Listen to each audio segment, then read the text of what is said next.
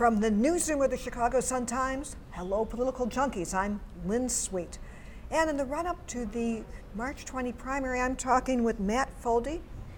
He is the 5th Ward Republican Committeeman. He's also a student at the University of Chicago. He's a senior. Just so people know, Committeeman is an elected position. He was elected to this in March of 2016, and you're the ward boss. You're a Republican in a very Democratic part of the city. So Matt, just give me a feel for what you think turnout might be for Republicans in the 5th Ward, which includes Hyde Park, Kenwood. Mm-hmm. So just give me a feel for what you see out there. So the 5th Ward, especially on the Republican side, heavily consists of college Republicans at the University of Chicago.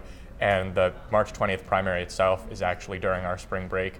So it's imperative that people vote early, and I've been making sure people know where we vote within the ward to vote early. So turnout, I think it's going to be a little bit tough to estimate just because people are right now, we're in reading period and finals are next week.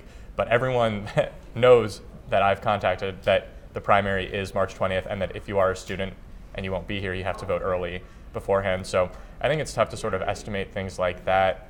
People are very excited to vote. You know, for a lot of people, this is their first election, and it's always great to just be able to vote in person. And people have also been very interested in registering to vote in Illinois. I've registered people and switched their registration from New York, Connecticut, a lot of states that also have pretty high-profile governor's races. But people are excited to be able to vote in person. It's always more fun to do that, more meaningful. And of the most committed Republican activists in the ward, I did a straw poll before I voted to endorse Rauner.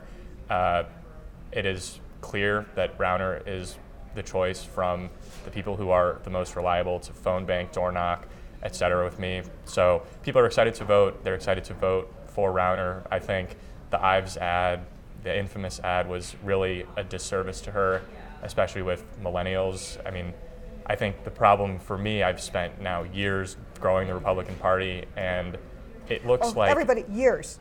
I'm talking to... Okay. I have spent years. No, this is remarkable that you have been so involved for so long, but forgive me for interrupting. I appreciate it. Well, thank you. But it is, when I saw it, it was an SNL ad that Republicans would run.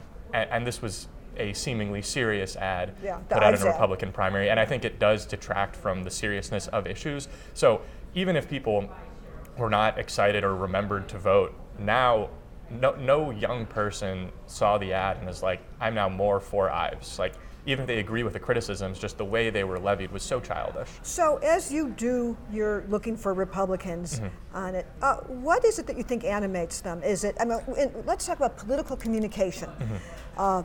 Is it digital ads? Is it broadcast TV? Is it phone banking? Is it direct mail, which I imagine would be a little hard to find people? I think it is really tough. I mean, it's impossible to turn on the TV or open the internet and not see a J.B. Pritzker ad, but I don't know how effective they are. I mean, I was hearing several of his ads just coming here today, and I was talking with my Uber driver. We were just talking right over them. So I think everyone knows that J.B. Pritzker is running.